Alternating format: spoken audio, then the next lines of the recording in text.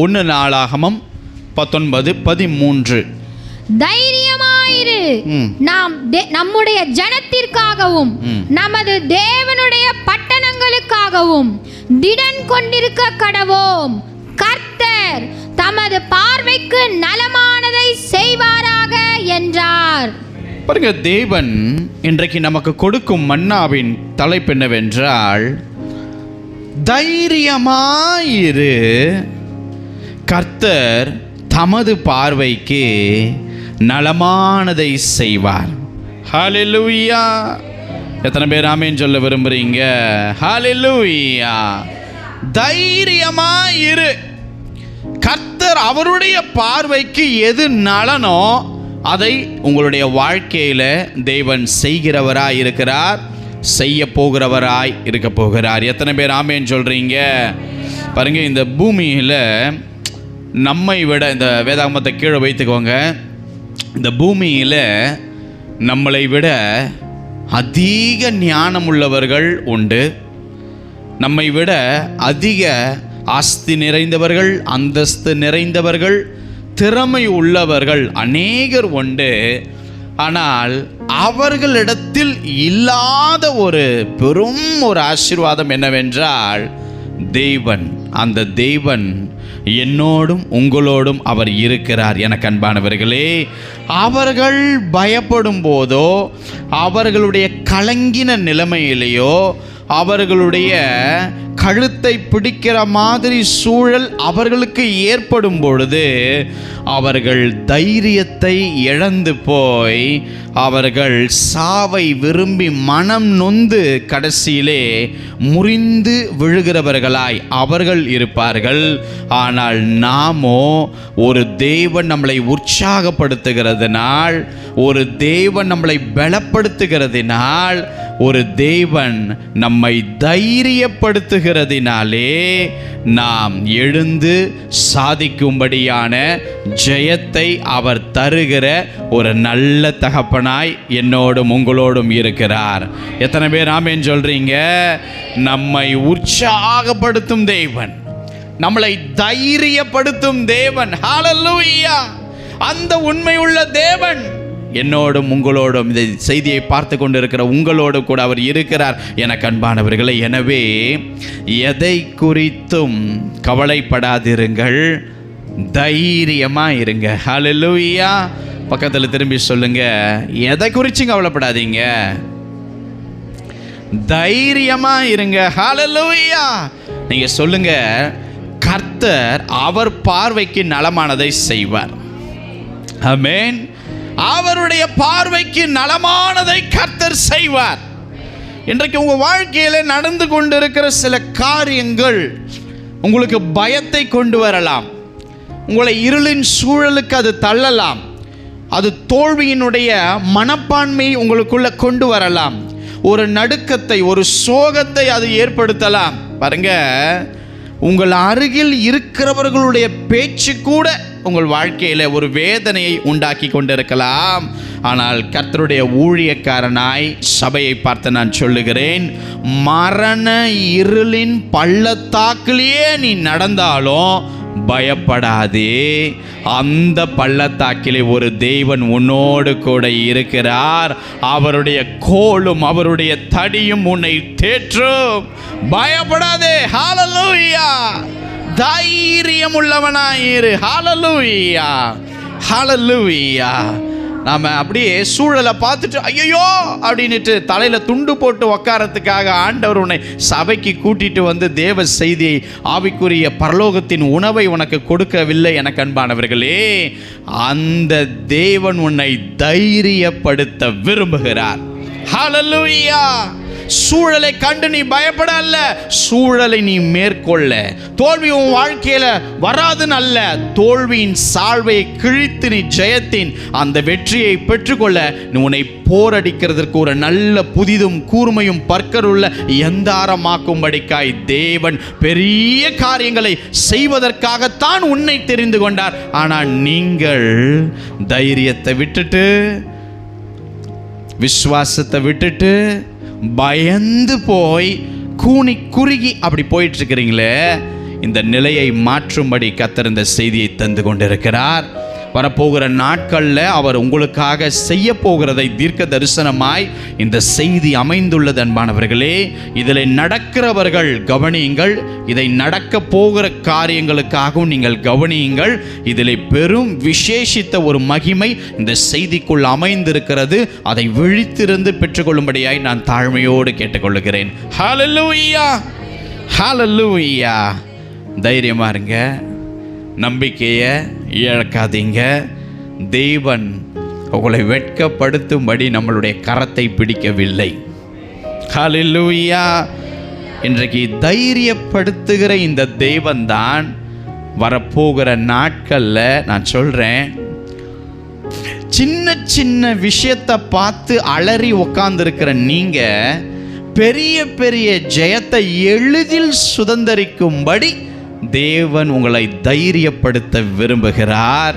நான் சொல்கிற உங்களுடைய வழிகளில் பல ஆச்சரியங்கள் உங்கள் வருகிற பிரயாணங்களிலே, உங்களுடைய வாழ்க்கையிலே, உங்களுடைய வேலையிலே, உங்களுடைய குடும்பத்தில், உங்களுடைய ஊழியங்களில், உங்களுடைய அந்த குடும்பத்துக்குள்ளே இருக்கிற காரியங்களில் பல ஆச்சரியமான சம்பவங்களை கர்த்தர் உங்கள் வாழ்க்கையிலே சம்பவிக்க பண்ண போகிறார். அவர் நடத்த போகிறார். கர்த்தர் சொல்றாரு, தைரியமா இரு, மனசை தளர விடாத, விசுவாசத்தை விட்டுறாத, நான் உன்னோடு கூட தான் இருக்கிறேன் என்பதை கர்த்தர் சொல்லுகிறார். பாருங்க, உங்க சத்துருக்களுக்கு முன்பாக குறுகி போய் நீங்க நிற்க மாட்டீங்க. ஹல்லேலூயா. எத்தனை பேர் விசுவாசிக்கிறீங்க? கரம் உயர்த்துங்களேன். இப்போ ஒஸ்டான ஒரு பாதையில் நீங்கள் போயிட்டுருக்கிறீங்க. நீங்கள் கர்த்தரை பார்த்து சொல்லுங்கள், நான் என் சத்துருக்களுக்கு முன்னாடி குறுகி போயிடும்படி நீங்கள் என்னை அழைக்கலைன்னு எனக்கு தெரியும்ப்பா. ஹல்லேலூயா. அவரை பார்த்து சொல்லுங்க, நான் விசுவாசிக்கிற ஆண்டவரே, எனக்காக ஒரு பந்தியை நீர் ஆயத்தப்படுத்தி கொண்டிருக்கிறீர். அறிக்கை செய்யுங்க, என் சத்துருக்களுக்கு முன்பாக ஒரு பந்தியை எனக்காக அவர் ஆயத்தப்படுத்தி கொண்டிருக்கிறார். என் தலை எண்ணெயினால் அபிஷேகம் செய்யும் தேவன் என் பாத்திரம் குறைவை அல்ல நிறைவை காணும்படி தைரியப்படுத்துகிறத நான் விசுவாசிக்கிறேன். எத்தனை பேர் ஆமென் சொல்றீங்க? நான் விசுவாசிக்கிறேன். ஆண்டவரே சொல்லுங்க பார்க்கலாம். என் குறைவு நிறைவாகும்னு நான் விசுவாசிக்கிறேன். என் பாத்திரம் நிரம்பி வழியும்னு நான் விசுவாசிக்கிறேன். என் தலை தேவனுடைய அபிஷேகத்தினால் நிரம்பும் என்பதை விசுவாசிக்கிறேன். எனவே நான் குறுகி போக மாட்டேன்னு நான் அறிக்கை செய்கிறேன். ஆண்டவரே, ஹல்லேலூயா, ஹல்லேலூயா. குறைவை பார்த்துட்டு, தோல்வியை பார்த்துட்டு, ஜெபம் பண்ணிட்டு ஒண்ணுமே அசையலையேன்னு சொல்லிட்டு சோர்வடைந்து விசுவாசத்தை விடுகிற நிலையில் இருக்கிற உங்களை பார்த்து கர்த்தர் சொல்றாரு, தைரியமாய் இருங்கள். ஹல்லேலூயா. நான் சொல்றேன், கர்த்தர் அனுகூலமான காரியத்தை அவர் உங்கள் பாதையிலே ஏற்படுத்த போகிறார். அவர் மேலே நீங்கள் நம்பிக்கையாக இருங்க. அந்த தேவன் நீங்கள் நம்புகிறபடியினால் அவர் காரியத்தை நிச்சயம் வாய்க்க பண்ணுவார். எத்தனை பேர் ஆமென் சொல்றீங்க? வாய்க்காது என்ற சூழ்நிலையை பார்த்து கரம் உயர்த்தி சொல்லுங்க, ஹல்லேலூயா. வாய்க்காது, நடக்காது, அசையாது, இது என் வாழ்க்கையில சம்பவிக்காது என்கிற சூழலை உன் கண்ணு முன்னாடி கொண்டு வந்து சொல்லுங்க, நான் அவர் மேல் நம்பிக்கையா இருக்கிறபடியினால், என் நம்பிக்கை அவர் மேல் அஸ்திவாரம் போட்டிருக்கிறபடியினால் நான் அசைக்கப்படுவதில்லை. அவர் எனக்கு காரியங்களை வாய்க்க பண்ணுவார். எத்தனை பேர் அறிக்கை செய்றீங்க? உங்க தோல்வியை பார்த்து பேசுங்க, உங்களுடைய அவமானங்களை பார்த்து பேசுங்க, உங்க சத்துருக்களை முன்னாக கொண்டு வந்து நீங்க பேசுங்க. அசுத்த ஆவிகள் தடைகளை கொண்டு வருது, அந்த தடைகளை பார்த்து பேசுங்க. ஹல்லேலூயா, ஹல்லேலூயா. அவர் மேல நான் நம்பிக்கையா இருக்கிறேன். என்னை தைரியப்படுத்துகிற தேவன் நிச்சயம் ஒரு ஜெயத்தை எனக்கு கட்டளையிடுவார். எத்தனை பேர் விசுவாசிக்கிறீங்க? ஹல்லேலூயா. பக்கத்தில் திரும்பி ஜெபிக்கிறது மட்டும்தான் உங்க வேலையா இருக்கட்டும். சொல்லுங்க பார்க்கலாம். ஜெபிக்கிறது மட்டும்தான் உங்கள் வேலையாக இருக்கட்டும். நான் சொல்கிறேன், அவர் பார்வைக்கு எது நல்லதோ அவைகளை அவர் செய்ய போகிறார். ஆமென். எத்தனை பேர் ஐயோ என் திட்டம், என் சித்தம், என்னுடைய பிளான் எதுவும் வேணாம்ப்பா, அவர் தான் என்னை நடத்தட்டும்னு எப்பயோ நீங்கள் ஒப்பு கொடுத்தீங்கன்னா கையை உயர்த்துங்க பார்க்கலாம். என்னடா முழுசாக ஒப்பு கொடுத்துட்டேன் பிரதர், ஹல்லேலூயா. அப்படியே கொஞ்சம் அப்படியே கரத்தை உயர்த்துங்களேன். ஹல்லேலூயா, ஹல்லேலூயா. பாருங்க, நான் சொல்கிறேன், கர்த்தர் அவர் பார்வைக்கு நலமானதை உன் வாழ்க்கையில் அவர் செய்ய போகிறார். ஹல்லேலூயா. பாருங்க, உதாரணத்திற்கு யாக்கோபுக்கு ராகேல் மேலே ஒரே காதல். ஹல்லேலூயா. ஐயோ, அத்தனை வருஷம் அவருக்கு எப்படி போச்சுனே தெரியலையாம். வேதம் சொல்லுது, ஐயோ நின்னா ராகேல், உக்காந்தா ராகேல், படுத்து தூங்கினா அவளுடைய நினைவு. ஆண்டவர் பார்க்குறோம், இந்த ராகேல் மேலே உசிரையே யாக்கோபு வச்சிருந்தார். பாருங்க, யாக்கோபினுடைய திட்டம் இந்த ராகேலை திருமணம் பண்ணணும்னு. ஆனால் கர்த்தர் அவர் பார்வைக்கு நலமான லேயாளை முதலாவது திருமணம் செய்யும்படி கொடுத்தார். அல்லேலூயா. பாருங்க, ஈசாக்கு எகிப்துக்கு போகலான்னு ஒரு பிளான் பண்ணும்போது கர்த்தர் அவர் பார்வைக்கு நலமானபடி கேராரிலே நீங்கள் தங்கியிருப்பான்னு சொல்லி ஆசீர்வதித்தார். ஹல்லேலூயா.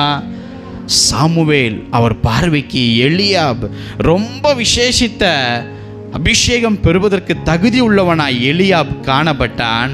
ஆனால் கர்த்தர் பார்வைக்கு தாவீது தான் அந்த அபிஷேகத்துக்கு தகுந்தவர் என்பதை தேவன் தீர்மானித்து வைத்திருந்தார். எனவே நான் சபையை பார்த்து சொல்லுகிறேன், உங்களுடைய பார்வை வேண்டாம், கர்த்தர் பார்வைக்கு நலமானதை உங்களுக்கு அவர் செய்வாராக. எத்தனை பேர் ஆமென் சொல்றீங்க? ஆண்டவரே, என்னுடைய திட்டம் வேண்டாம், கரத்தை உயர்த்துங்க. உங்க பார்வைக்கு எது நலமோ அவைகளை தேவன் எனக்கு செய்து கொடுங்க. ஹல்லேலூயா.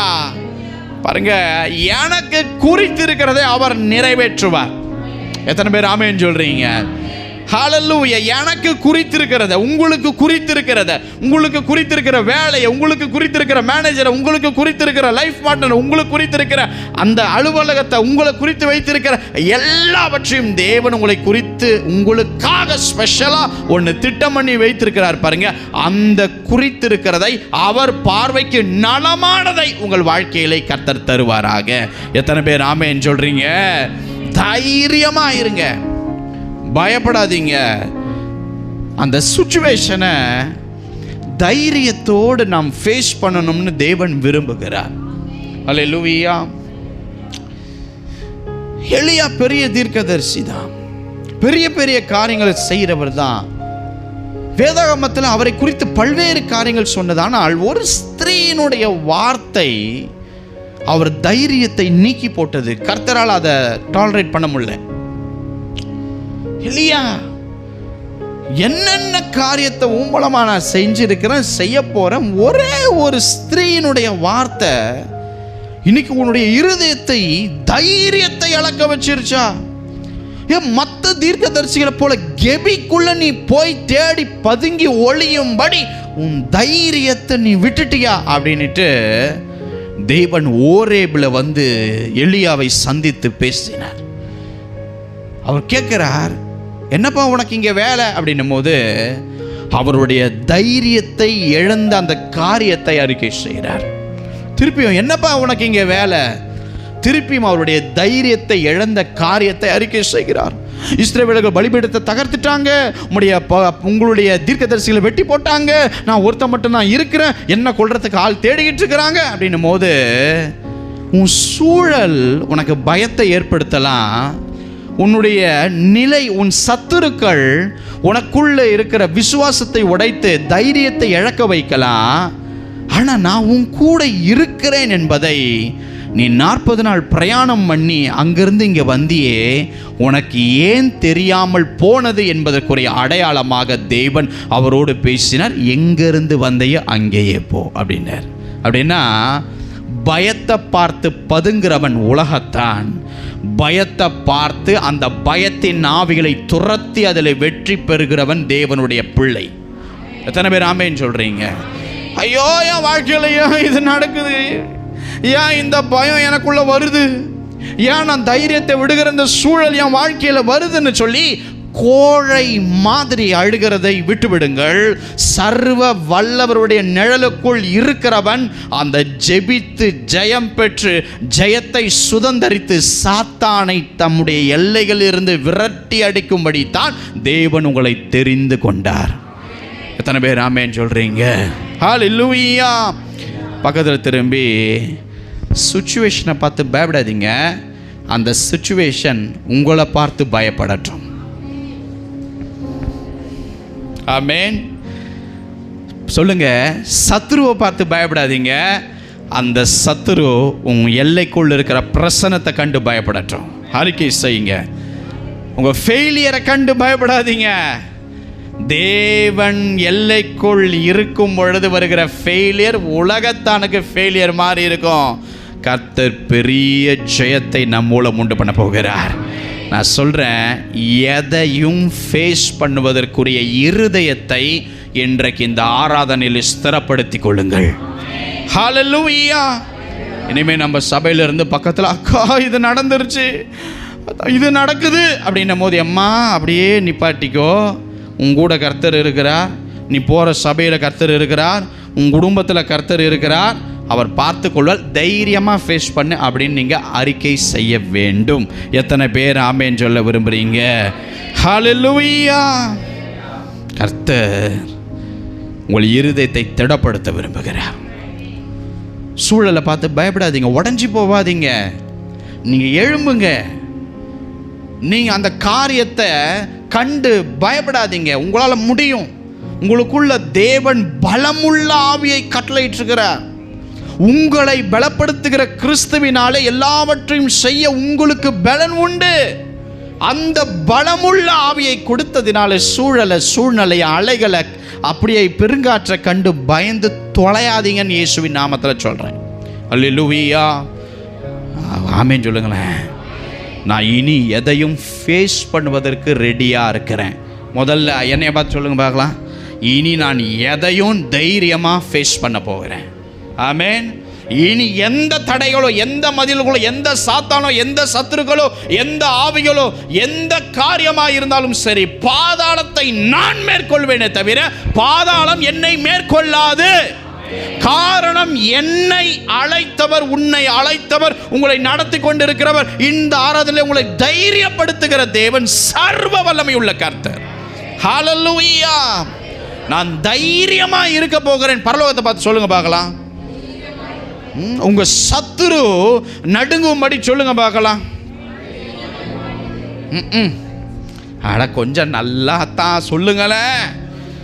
உங்க தைரியத்தை கண்டு உங்க வீட்டுக்கார உன்னை போட்டு மிதிக்கும் போது இன்னும் நல்லா அடின்னு சொல்லி தைரியமா நில்லுங்க. ஆமென். ஹல்லேலூயா. எத்தனை பேர் ஆமென் சொல்றீங்க? தைரியமா இருங்க. கர்த்தர் பெரிய காரியத்தை நம்ம வாழ்க்கையில் செய்ய இருக்கிறார். ஏன்னா இந்த தைரியத்தை விட்டுட்டோன்னா நம்ம எல்லைக்குள்ள காத்த மாதிரி சாத்தான் புகுந்து அவர் வச்சிருக்கிற ஜெயத்தை நம்ம காணாதபடி அந்த காத்து நம்மளை அப்படியே அழைத்து கொண்டு வந்துடும் அவர் பிரசன்னத்தில் இருந்து. அதனால் இந்த தைரியத்தை மாத்திரம் விட்டு விடாதிருங்கள் எனக்கு அன்பானவர்களே. ஹல்லேலூயா. ஐயோ, என் எதிர்காலம் என்ன ஆக போதோ, என் பிள்ளைங்க எதிர்காலம் என்ன ஆகும். நான் கேட்குறேன், இந்த உளறல் சத்தம், இந்த கத்துற சத்தம், இந்த மாதிரியான அவிவிசுவாச வார்த்தை, இந்த மாதிரியான பேச்சுக்கள், இதெல்லாம் சபைக்கு வர நீங்கள் பேசக்கூடாது. ஆமென். அப்போ உங்களுடைய பலத்தை நம்பி தான் நீங்கள் செய்ய போகிறீங்களா? எல்லாத்தையும் உங்களுடைய ஞானத்தை சார்ந்து தான் எல்லாத்தையும் திட்டமிட்டு ஜெயமாக நடத்தி செய்ய போகிறீங்களா? உங்கள் பிள்ளைகளுக்கோ, உங்களுக்கோ, உங்கள் எதிர்கால நாட்களுக்கோ? இல்லை, கர்த்தர் நடத்த போகிறார், கர்த்தர் செய்ய போகிறார். ஹல்லேலூயா. எப்படியா போகுதோ அப்படின்லாம் நினைக்காதீங்க. ஆண்டவர் அப்படிலாம் விட மாட்டார். தைரியமாக இருங்க. உங்களை நடத்துகிறவர் கரெக்டாக நடத்துவார். நீங்கள் உங்களுடைய கான்ஷியஸாக ஜெபிக்கிறதுலையும் அவருக்கு கொடுக்குற அந்த கணத்திலும் மரியாதையிலும் நம்பிக்கையிலும் நீங்கள் உறுதியாக நில்லுங்க. அதை மட்டும் பண்ணால் போதும். தைரியமாக இருங்க. ஹல்லேலூயா. புலம்பி வெளியே போகிற ஓனானை தூக்கி உங்கள் பேக்கெட்டில் போட்டுன்னு சத்துருவை உள்ளே விட்டுறாதீங்க. உங்கள் எல்லைக்குள்ளே தேவன் உங்களுக்கே தெரியாமல் உங்கள் குடும்பத்தை, பிள்ளைகளை, சபையெல்லாம் ஒரு அக்கினியாய் சூழ வைத்திருக்கிறார். அந்த அக்கினியை தாண்டி அவனால் வர முடியாது. ஆனால் உள்ளே இருக்கிற நீ அந்த கல்லை எடுத்துகிட்டு பேக்கெட்டில் வச்சுட்டு உள்ளே வர மாதிரி அவனை நீ கொண்டு வந்துடாத. புலம்பி ஹல்லேலூயா. இயேசுவின் நாமத்தில் சொல்கிறேன், கர்த்தர் மேலே தைரியமாக இருங்க. ஹல்லேலூயா. கர்த்தர் மேலே விசுவாசமாக இருங்க. கர்த்தரை சார்ந்து நிற்கிற மனுஷியும் கர்த்தரை தன் துணையாக கொண்ட மனுஷியும் பாக்கியவான் பாக்கியவதி என்று வேதம் சொல்லுகிறது. ஆமென். ஒரு சின்ன விஷயம். போன மாதம் ஒரு சகோதரி ஃபோன் பண்ணாங்க. ஒரு இரவு நேரத்தில் ஃபோன் பண்ணுறாங்க. அவங்க பேசும்போது ஒரு சின்ன ஒரு விஷயந்தான். அவங்களுக்கு பேசும்போதே வாய்ஸ் அப்படியே ரொம்ப டல்லாகி போயிடுச்சு. அப்போது, என்ன சிஸ்டர், உடம்பு எதாவது முடியலையா? பிரதர், இன்றைக்கி நைட்டு நான் ட்ரெயினில் ஏறி கிளம்பணும் பிரதர். நான் ஊருக்கு கிளம்பணும் பிரதர். காலையில் இருந்து எனக்கு ஒரே டயரியா பிரதர், ஒரே லூஸ் மோஷன் பிரதர். ஐயோ, நான் 4 மாத்திரை தின்னுட்டேன் பிரதர். எனக்கு உடம்பு சுகவீனம், அந்த பலனே இல்லை. நான் ட்ரெயினில் போகிற ஒரு நிகழ்ச்சிக்காக நாங்கள் ஏற்கனவே புக் பண்ணிட்டோம். கேன்சல் பண்ணாலும் ஒன்றும் இல்லை பிரதர், நாங்கள் போயே ஆகணும். ஆனால் என்னால் பெட்டில் இருந்து எந்திரிக்க முடியல பிரதர். நான் என்ன செய்கிறது அப்படின்னும் போது நான் கரெக்டாக கடையில் இருந்தேன். அப்போ சரி சிஸ்டர், உங்களுக்காக நான் ஜெபம் பண்ணுறேன், மனசு தள்ள விட்டுறாதீங்க, போகிறதுக்குரிய பலனை கர்த்தர் தருவார், தைரியமாக இருங்க. அவங்களுக்கு ஐயோ, ட்ரெயினில் போயும் காலையில் இருந்து நிற்காமல் இப்படி போயிட்டு இருந்ததுன்னா நான் ட்ரெயினில் எப்படி பிரயாணம் பண்ணுவேன், எப்படி மேரேஜில் அட்டன் பண்ணுவேன், எப்படி அப்படின்னும் போது ஜெபம் பண்ணு. கர்த்தர் பாருங்க, அவங்களுக்கு ஒரு மன தைரியத்தை கட்டளையிட்டார். அவங்களுக்கு நல்ல பலனோடு ட்ரெயின் ஏற வைத்தார். அவங்க உடம்புல அப்படிப்பட்ட பலவீனம் வந்ததற்குரிய அடையாளமே இல்லாதபடி சுகத்தோடு, சந்தோஷத்தோடு, பலத்தோடு, ஆரோக்கியத்தோடு அவங்கள போயிட்டு வீட்டுக்கு கொண்டு வந்து பத்திரமா சேர்த்ததுக்கு அப்புறம் அவங்களுக்கு புரியுது, ஐயையோ, இந்த பெட்டில் தானே நம்ம இப்படி புலம்பி அப்புறம் ஜெபம் பண்ணிட்டு போனோம் என்று. பாருங்க, சின்ன சின்ன விஷயத்தில் கூட தேவன் நம்மளை தைரியப்படுத்துகிற ஒரு நல்ல தகப்பனாக அவர் இருக்கிறார். எனக்கு அன்பானவர்களே, ஹல்லேலூயா. எனவே நம்பிக்கையை இழந்துடாதீங்க, தைரியத்தை விட்டுறாதீங்க. பெரிய பெரிய ஜெயத்தை இனிமே தான் நம்ம பார்க்க போகிறோம். பெரிய பெரிய காரியங்களை நாம் இனிதான் சுதந்திரிக்க போகிறோம். ஹல்லேலூயா. புலம்பி தள்ளாதீங்க. அவர் சித்தமில்லாமல் உன் வாழ்க்கைக்குள், வேலைக்குள், ஊழியத்துக்குள், குடும்பத்துக்குள், பிள்ளைகளுக்குள் ஒரு முடியும் அசைவாது என்பதை நீ விசுவாசி. ஹல்லேலூயா. தைரியமாக இருங்கள். கர்த்தர் தமது பார்வைக்கு நலமானதை உங்கள் வாழ்க்கையிலே செய்வார். ஆமென். ஹல்லேலூயா. இழப்பு வரட்டும், நஷ்டம் வரட்டும், பலவீனம் வரட்டும், நம்முடைய வாழ்க்கை வறண்டதாக கூட மாறட்டுங்க, கவலைப்படாதீங்க. அவர் சகலத்தையும் நன்மைக்கு ஏதுவாக மாற்றுவார் என்கிற நம்பிக்கை நமக்கு இருந்தால் போதும். ஆமென். மரியாளும் மார்த்தாள், ஆண்டவரே சொன்ன ஒரே வார்த்தை, நீங்கள் இங்கே இருந்திருந்தா என் சகோதரன் மரித்திருக்க மாட்டான். ஆமென். கர்த்தர் ஒரு விசுவாசியிடம் அந்த வார்த்தையை எதிர்பார்த்திருப்பார். ஆனால் இவர்கள் விசுவாசி அல்ல, சீஷர்கள், சீஷிகள். அவருக்கு என்ன விசுவாசன்னா, மரித்து போனால என்னம்மா, அதை நன்மைக்கு ஏதுவாய் உன் கண்ணு முன்னாடி வந்து நிறுத்த நான் வல்லமையுடையவர் என்பதை நீ விசுவாசிக்கவில்லையா? தேவன் அதை எதிர்பார்த்தார். அன்பானவர்களே, தைரியமாக இருங்க. அவர் பார்வைக்கு நலமானதை உங்கள் வாழ்க்கையிலே அவர் செய்ய போகிறார். எத்தனை பேர் ஆமேன்னு சொல்கிறீங்க? பாருங்க, எத்தனை பேர் பைபிள் படிக்கிறீங்க? ஆமென். நீங்கள் வேதாகமத்தை படிக்கும் பொழுது வேதாகமத்திலே 365 முறை பயப்படாதே என்கிற ஒரு வார்த்தை காணப்படுகிறது. வருஷத்தினுடைய ஒவ்வொரு நாளும் தம்முடைய பிள்ளைகளை கர்த்தர் தைரியப்படுத்தும்படியாய் பயப்படாதே என்கிற அந்த 365 வார்த்தைகள், டைம் 365 டைம்ஸ் நம்முடைய வேதாகமத்தில் இயேசு குறிப்பிட்டுள்ளார். ஏன் தெரியுமா? தம்முடைய பிள்ளைகள் பயத்தினால் விசுவாசத்தை விட்டு வழி விலகி போகிற, அப்படி முரண்பாடாய் போகிற ஜனமாய் மாறிடக்கூடாது என்பதற்காக தேவன் அவர்களை தைரியப்படுத்த விரும்பினார். ஹல்லேலூயா. யாக்கோபுடைய ஐயாவுடைய வாழ்க்கையை நீங்கள் பார்த்தீங்கன்னா, பிறந்த நாள்ல இருந்து, நன்மை தீமை அறிந்த நாள்ல இருந்து, அவர் சாக போகிற நாள் வரைக்கும் கர்த்தர் கீப்பான் ஒரு வார்த்தையை பேசிக்கிட்டே இருந்தார். இந்த தேவ மனுஷனுக்கு எதை குறித்தும் எப்போ பார்த்தாலும் பயம். ஹல்லேலூயா. இங்கே போனால் இது நடந்துருமோ, அங்கே போனால் அது நடந்துருமோ. அதனால் இந்த தேவ மனுஷன் கூடார வாசியாவே வாழும்படியாய் அந்த கூடார வாசியாகவே தன்னை அவர் மாற்றிக்கொண்டார். ஹல்லேலூயா. ஆனால் கர்த்தருடைய பார்வைக்கு நீ கூடாரவாசியாக இருக்கக்கூடாது யாக்கோபு, கூடாரத்தை விட்டு வெளியே வந்தால் தான் நான் உன்னை நடத்த முடியும் என்பதை, அந்த பயம் என்கிற நிழலிலிருந்து நான் உன்னை வெளியே கொண்டு வர, இதுவரைக்கும் நீ எத்தனையோ பேரோடு நீ பிரயாணம் பண்ணியிருக்க, இனி நீ பண்ண போகிற பிரயாணம் வெகு கூட்ட ஜனத்தோடு அல்ல, நான் மட்டும் இருந்து உன்னை நடத்த ஒரு தனிமையான பாதை என்று நீ நினைக்காத, நான் உன்னோடு இருக்கிறேன் என்று தேவன் அறிந்து திட்டமிட்டு யாக்கோபு ஐயாவை ஒரு பெரும் கூட்டத்திலிருந்து பிரித்தெடுத்து தன் மந்தையை தனியாக அந்த மனுஷனை நடத்த தேவன் விரும்பினார். ஆனால் யாக்கோபு ஐயாவுடைய பார்வைக்கு நான் கூடாரவாசியாக இருக்க விரும்புகிற ஆண்டவரே. ஆனால் கர்த்தருடைய பார்வைக்கு நலமான காரியம் என்ன தெரியுமா? நான் உன்னை நடத்த வேண்டும். அல்லேலூயா. இன்னைக்கு ஏதாவது ஒரு இடத்துக்கு போகணும் அப்படின்னா கூட, ஐயோ என் கூட யாருன்னா வந்தால் தான்ப்பா என்னால் போக முடியும். எங்கேயோ ஒரு தூரமாக ஒரு காரியத்துக்கு போயிட்டு வரணும்னா யாராவது என் கூட வரணும். ஹல்லேலூயா. நான் கூட என் வாழ்க்கையில் இங்கே இருக்கிற பஸ் ஸ்டாப் போயிட்டு வந்தால் கூட யாரையாவது வண்டியில் உட்கார வச்சு தான் போவேன். ஹல்லேலூயா.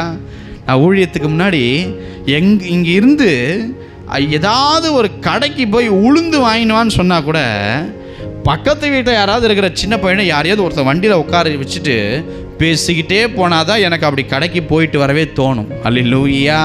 அதனால் என் கூட எப்பயுமே ஒரு 10 பேர் என்னுடைய நண்பர்கள் எங்கள் வீட்டு பெட்ரூமில் தான் இருப்பாங்க. நாங்கள்லாம் ஒன்றா தான் இருப்போம். எங்கே போனாலும் ஒன்றா தான் வருவோம், ஒன்றா தான் பண்ணுவோம், எல்லாமே ஒன்றா இருப்போம். ஆனால் இந்த தேவனை நான் ஏற்றுக்கொண்டதுக்கப்புறம் இந்த கூட்டமாய் நான் செயல்படுவதையும், யாரையுமே டிபெண்ட் பண்ணி இருக்கிற இந்த கேரக்டரை தேவன் அதை எனக்கு விரும்பவில்லை. எனவே என்னை தனியாய் அவைகளில் இருந்து பிரித்து தனி பாதையில் நட, நான் கூட இருக்கிறேன்னு சொல்லி அந்த தனியாய் ஒரு பாதையை போட்டு யாரையும் டிபெண்ட் பண்ணி இருக்காதபடியாய் கற்றுக் கொடுத்தார். ஆமென். இன்றைக்கி உங்கள் வாழ்க்கையில் யாரெல்லாம் டிபெண்ட் பண்ணி இருக்கிறீங்க? அம்மா கூட வந்தால் தான் அங்கே போயிட்டு என்ன பண்ண முடியும்? அதை போய் பண்ண முடியும். எங்கள் அப்பா கூட வந்தால் தான் நான் இதை போய் பண்ண முடியும் அப்படின்ட்டு யாரையோ ஒருத்தரைய மொத்தமாக நம்ம சார்ந்து நிற்கிறோம் பாருங்க. கர்த்தர் அந்த கூடாரவாசியாய் நீ இருப்பதற்காக தேவன் அழைக்கவில்லை. நீ மன தைரியத்தோடு எல்லாத்தையும் சாதித்து காட்டுகிற அந்த தைரியத்தோடு நீ செயல்படுத்த வேண்டும் என்பதுதான் தேவனுடைய திட்டமாய் இருக்கிறது. ஹல்லேலூயா. யாக்கோபு ஐயா பாருங்க, ஏசாவுக்கு பயந்தார், தன் மாமனார் லாபானுக்கு பயந்தார், வனாந்தரத்தில் தனிமையாய் பிரயாணப்படும் பொழுது பயந்தார். அவருடைய பையன் சிமியோனும் லேவியும் ஒரு மனுஷனை கொண்டுட்டு வந்துட்டாங்க பயங்கரமாய் பயந்தார்.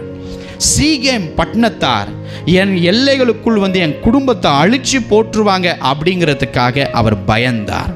பென்யமீனை அவன் சகோதரர்களோடு கூட அனுப்புவதற்கு பயந்தார்.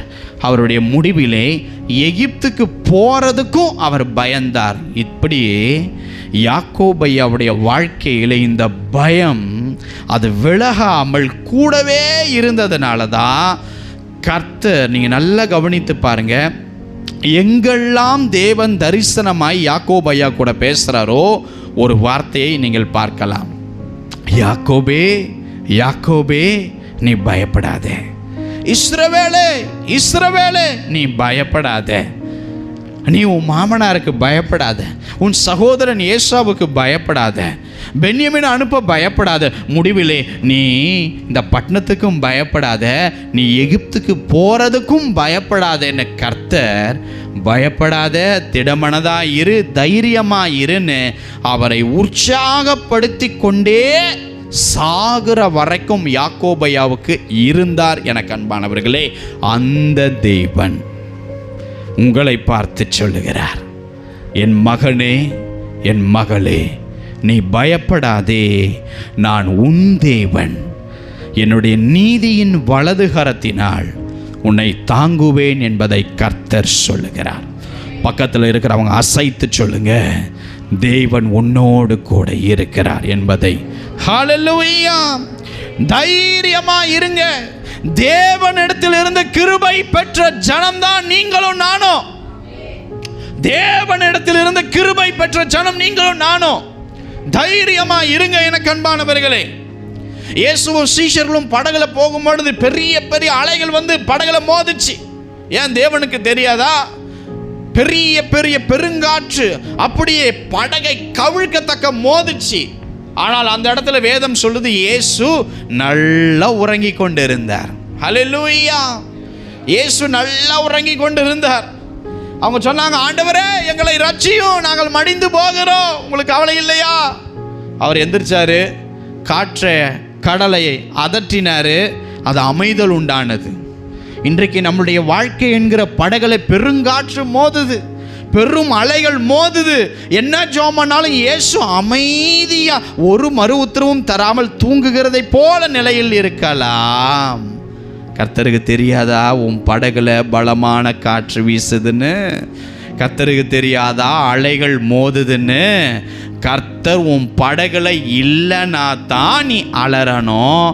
தேவன் உன் படகுல அமைதியா இருந்து உன் விசுவாசத்தை, உன் தைரியத்தை, உன்னுடைய சூழலை அந்த நேரத்திலே அவர் அளந்து பார்க்கிற, உன் மனநிலைமையை அளந்து பார்க்கும்படி கர்த்தர் அமைதியாக இருக்கிறார். ஆமென். பக்கத்தில் திரும்பி, உன் படகுல அவர் இல்லைனா தான் நீ கத்தணும். சும்மா கத்தனன்னு வை, தொண்டையை பிடிச்சிடுவேன். சொல்லுங்க பார்க்கலாம். ஹல்லேலூயா ஹல்லேலூயா. அப்பப்போ தைரியத்தை விட்டுடுறது. சொல்லுங்க பார்க்கலாம், கரம் கொடுத்து சொல்லுங்களேன். மகளை தைரியத்தை விட்டுட்ட, அவ்வளோதான். ஏசு உங்க படகள் இருக்கிற வரைக்கும் கவலை கிடையாது. அது கவிழ்ந்தே போட்டோம், அது உடஞ்சே போட்டோம். பாருங்க, உடஞ்சி போனாலும் பவுலையாக்கிட்டவன் சொல்றார், பயப்படாதப்பா, திடமனதா இரு. காற்று வீசி அது மூழ்கிற நிலைமை வந்தாலும் பயப்படாதப்பா, அற்ப விசுவாசியா இருக்காத. எஸ், சாத்தான் கொண்டு வருவான். நாம் அசையும்படி சாத்தான் சில காரியத்தை கொண்டு வருவான். ஆனாலும் மன தைரியத்தோடு, என் தேவன் என் வாழ்க்கையின் எல்லைக்குள் இருக்கிற வரைக்கும் உன்னால் ஒரு கல்லையும் அசைக்க முடியாதுன்னு மன தைரியத்தோடு இருங்கள் அன்பானவர்களே. அற்ப விசுவாசிகளாய் மாறிடாதீங்க, விசுவாசத்தோடு காணப்படுங்க. அவர் தூங்கட்டும், உறங்கட்டும், அமைதியாக இருக்கட்டும், என்ன வேணாலும் பண்ணட்டும், உன் எல்லைக்குள் அவர் இருக்கிற வரைக்கும் நீ அமைதியாயிரு, அவர் பார்த்து கொள்ளுவார். ஹல்லேலூயா. நான் விசுவாசிக்கிறேன், உன் தைரியத்தை அங்கீகரித்து, உன் தைரியத்தை அவர் அந்த அளவை பார்த்த பின்பு உன் வாழ்க்கையில் வீசிக்கொண்டிருக்கிற பெரும் காற்றுகளை தேவன் அதட்டி உட்கார வைக்க போகிறார். ஹல்லேலூயா. பெரும் அலைகளை அவர் அதட்டி உட்கார வைக்க போகிறார். எத்தனை பேர் நான் கர்த்தருக்கே சர்ப்ரைஸ் பண்ண போகிறேன்? எத்தனை பேர் சொல்ல விரும்புகிறீங்க? ஹல்லேலூயா. என்ன நான் அவருக்கு சர்ப்ரைஸ் பண்ண போகிறேன் பாருங்க. அடுத்த ஏதாவது நான் அழுகிற மாதிரி சூழல் வந்ததுன்னா பாருங்க ஆண்டவரே, நான் அழமாட்டேன் ஆண்டவரே, தைரியமாக இருக்கிற ஆண்டவரே, நீங்கள் என் கூட இருக்கிற வரைக்கும் யாரும் என்னை அசைக்கப்படுவதில்லை, நான் உங்களை எனக்கு முன்பதாக வைத்திருக்கிற ஆண்டவரே. ஹல்லேலூயா. எத்தனை பேர் சொல்ல விரும்புறீங்கோ? ஆமென். பாருங்க, வசனத்தை வாசிப்போம். யோசுவாவின் புஸ்தகம் 1ஆம் அதிகாரம் 2ஆம் வசனம். என் தாசனாகிய மோசே மரித்து போனார், இப்பொழுது நீயும் இந்த ஜனங்கள் எல்லாரும் எழுந்து இந்த யோர்தானை கடந்து இஸ்ரவேல் புத்திரருக்கு நான் கொடுக்கும் தேசத்துக்கு போங்கள். பாருங்க, வேதாகமத்தை கீழே வைத்துக் கொள்ளுங்க. கர்த்தர் யோசுவாவை பார்த்து ஒரு வார்த்தை சொல்றார். அந்த வார்த்தை பாருங்க, மோசேயின் ஊழியக்காரனாகிய யோசுவாவை நோக்கி. ஆமென். நான் சொல்றேங்க, கர்த்தர் உங்களை நடத்த வேண்டும் என்றால் உங்களுடைய அவர் மேலே நீங்கள் எவ்வளவு திடமனதாக இருக்கிறீர்கள் என்பதை அவர் நோக்கி பார்ப்பார். ஆமென். வேதாகமம் இதே யோசுவாவை பற்றி முடிவிலே என்ன சொல்லுகிறது என்றால், மோசையின் ஊழியக்காரனாகிய யோசுவான்னு சொல்லுகிற வசனம் அவர் முடிவிலே கர்த்தருடைய என்னுடைய ஊழியக்காரனாகிய யோசுவான்னு முடியுது. ஆமென். இந்த யோசுவா 1:2 கர்த்தர் என்ன சொல்லியிருக்கணும்? என் தாசனாகிய யோசுவா, என் ஊழியக்காரனாகிய யோசுவா. கர்த்தர் சொல்லலை. அந்த தைரியத்தின் அந்த விசுவாச நிலை கர்த்தருக்குள் எவ்வளவு காணப்படுகிறதோ அப்பொழுதுதான் தேவன் அவர்களை நம்மை சேர்த்து கொள்ளுவார். மோசையின் ஊழியக்காரனாகிய யோசுவா அப்படின்னுட்டு தேவன் ஏன் பேசுறார் அப்படின்னா, யோசுவா இனி சந்திக்க போகிற யுத்தங்கள்ல கர்த்தரை எவ்வளவு சார்ந்து இருக்கிறார் என்பதை பொறுத்து தான் மோசையின் ஊழியக்காரனாவே முடிப்பாரா இல்லை கர்த்தருடைய ஊழியக்காரனாய் முடிப்பாரா என்று தேவன் பார்ப்பார். காரணம், உன் வாழ்க்கையில் பல காற்று வீசும் பொழுது உன்னுடைய மனநிலை எப்படி போக போதோ அதை டிபெண்ட் பண்ணி தான் நீங்கள் கர்த்தருடைய பிள்ளையாக இருக்க போகிறீங்களா இல்லை அவர் சாதாரணமாக உங்களை மகளே மகனே என்று சொல்லுகிற ஒரு காரியத்தில் இருக்க போகிறீங்களா, இல்லை என் தாசன் என் ரூபவது என் பிரியம் என்று தேவன் சொல்லும் அளவுக்கு நீங்கள் வர வேண்டும் என்றால் சில தகுதிகளை கர்த்தர் எதிர்பார்க்கிறார். ஆமென். இப்போ ஆண்டவர் யோசுவாவை பார்த்து சொல்றாரு, யோசுவா என் தாசனாகிய மோசே. அப்போட என்ன சொல்றார் தேவன்? என் செல்ல பிள்ளையாகிய மோசே, என் பிரியமான மகன் மரித்து போயிட்டாப்ல, எனவே நீதான் இந்த கூட்டத்தை நடத்தணும். இந்த யோர்தானை கடந்து நீங்கள் பாலும் தேனும் ஓடுகிற அந்த தேசத்தை சுதந்தரிக்கும்படி நீ இவங்களை அழைத்து கொண்டு போ. அப்போ ஆண்டவர் சொன்னார், உன் கால் மிதிக்கும் எவ்விடத்தையும் இந்த இஸ்ரவேலுக்கு புத்திரர்களுக்கு நான் தருவேன்பா என்று வாக்கு கொடுத்தார். ஆனால் கர்த்தர் இதை பேசும்போது யோசுவாவுக்குள்ள துளி பர்சன் கூட அவர் மேலே நம்பிக்கையாய் இல்லை. எத்தனை பேர் ஆமேன் சொல்கிறீங்க? ஆமேன். அந்த மாதிரி தான் இருக்கணும். கர்த்தர் நம்மளை குறித்து ஏதாவது சொல்லும்பொழுது நான் பார்த்துருவேன், நான் செஞ்சுருவேன், எனக்கு திறமை இருக்குது அப்படின்றவங்களாம் உழுந்துருவான். ஆனால் யோசுவா பாருங்க, ஆண்டவரே இந்த 35 லட்சம் ஜன மக்களை என்னைய போய் வழி நடத்த சொல்கிறீங்களே, என் ஞானம் எப்படி இதை நடத்த முடியும்? நாங்கள் போகிற இடத்துல அநேக சத்துருக்கள் இருப்பாங்களே, சண்டை போடணுமே, நான் எப்படி யுத்தத்தில் ஜெயிப்பேன், நடத்தப்படுவேன்? எனக்கு ரொம்ப பயமாக இருக்கு ஆண்டவரே. ஏதாச்சும் இந்த இஸ்ரவேல் ஜனங்க அப்பப்போ குழம்பி குழம்பி தைரியத்தை விட்டு போயிடுவாங்க. அந்த மோசே அவங்கள போய் திடப்படுத்தினார். ஆனால் இந்த யோசுவாவால் மற்றவங்களை அந்த மாதிரி திடப்படுத்த முடியுமா ஆண்டவரே என்று சொல்லி பல பயம், திகில் அவருடைய பிரயாணத்திலே காணப்பட்டது. அதாவது தைரியம் இல்லாத ஒரு சூழல் காணப்பட்டது. ஆனால் கர்த்தர் பாருங்க, தைரியம் இல்லாத அந்த யோசுவாவை அன்றைக்கு தைரியப்படுத்தினார். நீ உயிரோடு இருக்கும் நாளெல்லாம் யோசுவா, உனக்கு முன்பதாக ஒருவனும் எதிர்த்து நிற்க முடியாது. காரணம், நான் மோசையோடு இருந்தது போல உன் கூட இருக்கிறேன். நான் உன்னை விட்டு விலக மாட்டேன். நான் உன்னை கைவிட மாட்டேன். நீ பலம் கொண்டு திடமனதா இரு என்று சொல்லி கீப் ஆன், யோசுவாவை பார்த்து பலம் கொண்டு திடமனதாயிரு என்று கர்த்தர் பேசினார். ஏன் தெரியுமா? தைரியம் இல்லை யோசுவாவுக்கு. 36 லட்சம் 35 லட்சம் ஜனத்தை நான் எப்படி நடத்துவேன்? எப்படி சத்துருக்களை தோற்கடிப்பேன்? எப்படி பங்கிட்டு கொடுப்பேன்? எப்படி கானானுக்கு கொண்டு போவேன்? அவ்வளவு பெரிய தீர்க்கதரிசிக்கே செவி கொடுக்காத, அப்பப்ப பாதியில கழன்று போன இந்த ஜனத்தை நான் எப்படி ஆண்டவரே நடத்துவேன்? தைரியம் இல்லை. ஆனால் கர்த்தர் தைரியப்படுத்தினார். அந்த தேவன் பாருங்க, அவர் கொடுத்த தைரியத்தினால் அந்த பிரயாணத்தை சந்தித்தார்.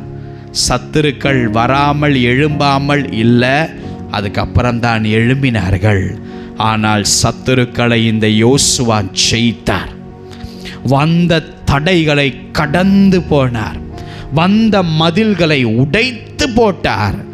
வாக்குத்தத்தம் பண்ணப்பட்ட கானானுக்கு இத்தனை லட்ச ஜனங்களை தைரியத்தோடு நடத்தினது மட்டுமில்லை, அவர்களுடைய சுதந்திரத்தை பங்கிட்டு கொடுக்கவும் யோசுவாவுக்கு கர்த்தர் அந்த தைரியத்தை கட்டளையிட்டார். ஹல்லேலூயா!